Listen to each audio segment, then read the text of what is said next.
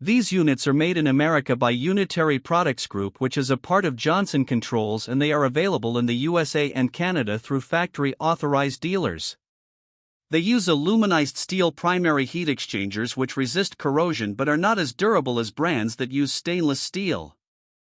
The units use hot surface ignition, which is quieter and more reliable than brands that use spark ignition, as well as ECM motor technology, which is quieter, more durable, and more energy efficient than brands that use PSC motors. The brand is backed by a pretty good warranty that includes their complete assurance guarantee, where the entire furnace is replaced if the heat exchanger fails within the set time period. The TM9E models are basic 95% AFUE efficient gas furnaces with a fixed speed blower motor. The TM9Y is a premium 2-stage furnace with a 2-speed inducer and a fixed speed blower motor, while the TM9V model has a variable speed blower motor and the ability to communicate with the other parts of the home's HVAC system to maximize comfort and efficiency.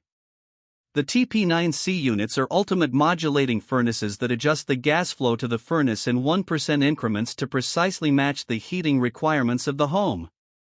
This provides longer heating cycles, which provides more even temperatures throughout the home.